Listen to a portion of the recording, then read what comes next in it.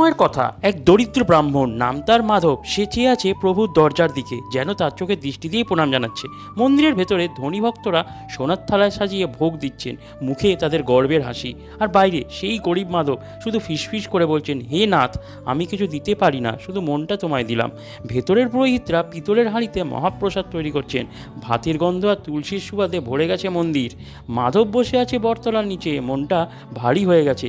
ভগবানকে শুধু ধনীদের, আমার প্রার্থনা কি অমূল্য? ঠিক তখন মন্দিরের দিক থেকে এক পুরোহিত এগিয়ে আসে আর চারদিকে এদিক ওদিক তাকাচ্ছে, যেন কাউকে খুঁজছে।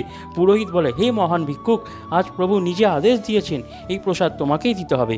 মাধব তো অবাক, তার চোখে জল, হাতে কাঁপুনি। সে মনে মনে বলে, আমাকে? আমি তো কিছুই দিইনি। ভিড়ের মানুষ নিস্তব্ধ, সবাই অনুভব করে প্রভু জগন্নাথ নিজে এসেছেন এই দরিদ্র ভিক্ষুককে আশীর্বাদ করতে। রাধে মাধব হাসি মুখে আকাশের দিকে তাকিয়ে বলে, ধন্য তুমি জগন্নাথ। তাই ভক্তিবার কমেন্টে জয় জগন্নাথ, চ্যানেলটা সাবস্ক্রাইব করো।